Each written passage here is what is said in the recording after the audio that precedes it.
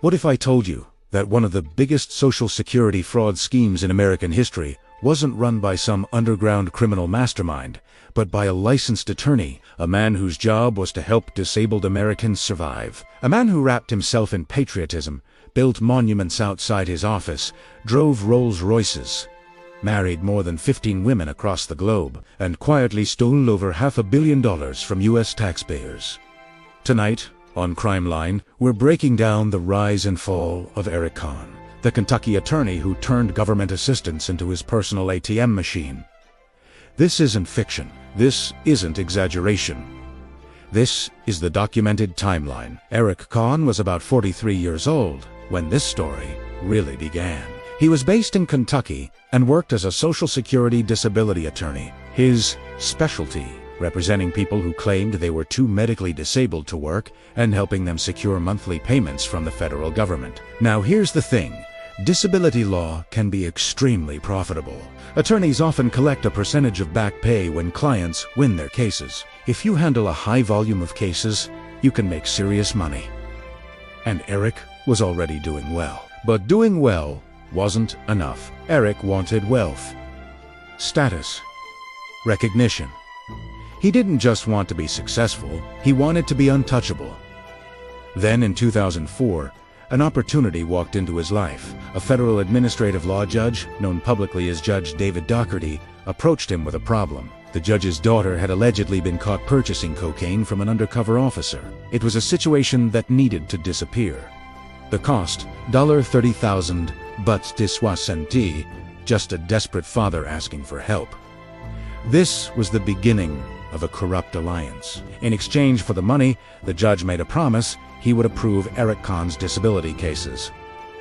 No scrutiny, no pushback, no real review, automatic approvals. Eric didn't hesitate, he paid, and the machine started turning.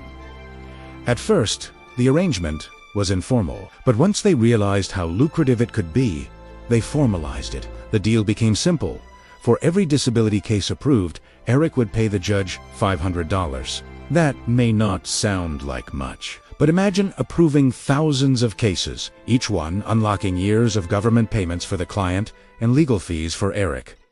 Normally, disability claims are difficult to win. Judges carefully examine medical records, testimony, work history. But in this courtroom, if Eric's name was on the file, it was approved. But there was one more hurdle. Before reaching a judge, disability claims require medical evidence. So Eric added a third layer to the operation. Eric searched for doctors with questionable backgrounds, physicians who had disciplinary histories, doctors struggling financially, medical professionals willing to sign paperwork without real examinations. He paid them. Their role was simple: sign off on disability forms. In many cases, these doctors barely saw the clients.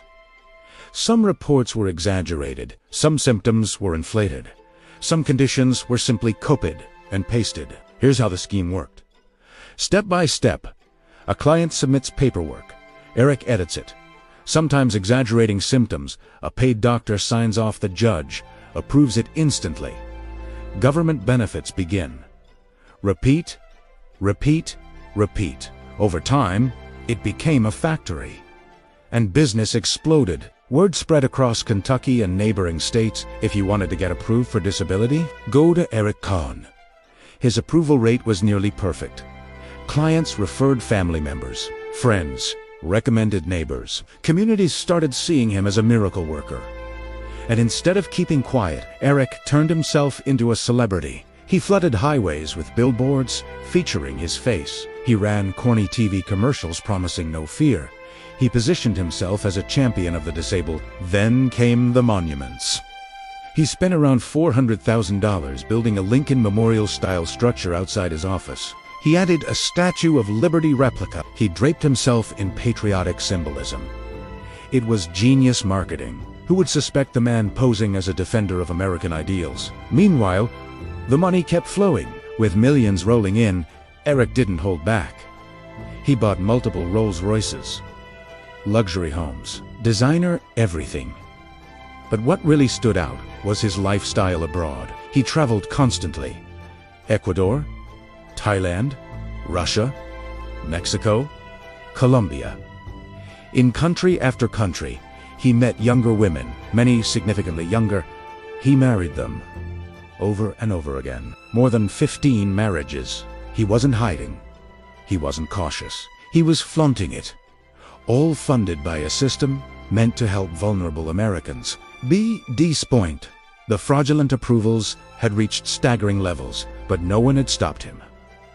Yet, in 2007, 2 employees at a Social Security Administration office in West Virginia noticed something strange. Every time Judge Doherty was assigned a case, it was approved.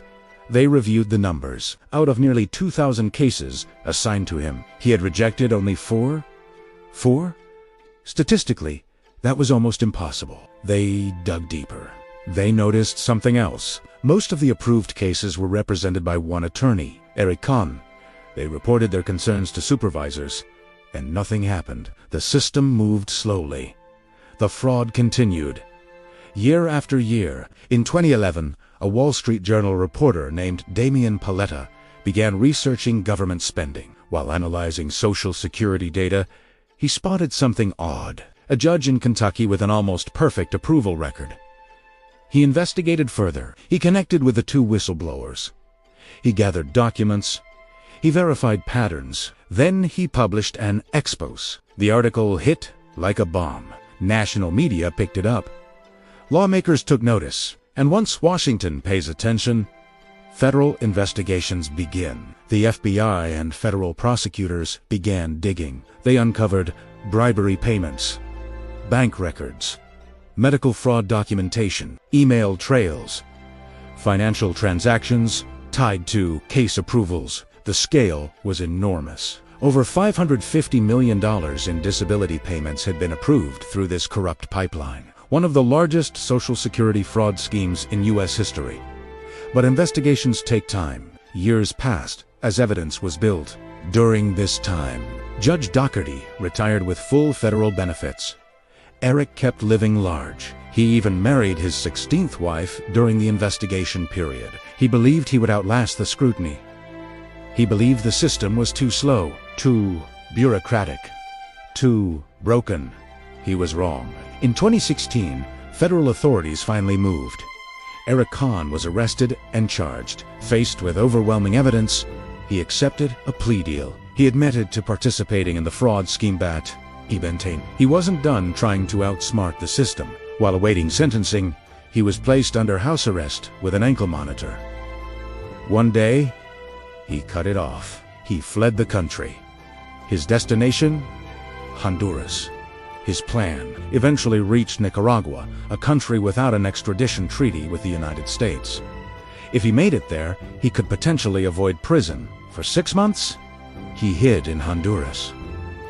Then, one ordinary day, while leaving a Pizza Hut, police arrested him. No dramatic, no shootout. Just a fugitive caught after lunch. He was extradited back to the United States. Back in federal court, the illusion collapsed. Eric Kahn was sentenced to 27 years in federal prison. Judge Doherty was also arrested. He took a plea deal. He received 4 years in prison. 2 powerful men. 1 corrupt partnership, $500 million, and thousands of disability cases thrown into uncertainty. The Social Security Administration had to review thousands of cases connected to the scheme. Some recipients were legitimately disabled. Others had been fraudulently approved. Communities were shaken. Public trust was damaged. The case became a national example of how corruption inside government systems can spiral for years before being stopped. It also highlighted something uncomfortable. Fraud at this scale doesn't happen alone. It requires cooperation, silence, ignored warnings, overlooked red flags. Eric Kahn built an empire, not through brilliance, not through innovation, but through manipulation of trust. He exploited the vulnerable. He corrupted a judge. He wrapped himself in American symbols while stealing from American taxpayers.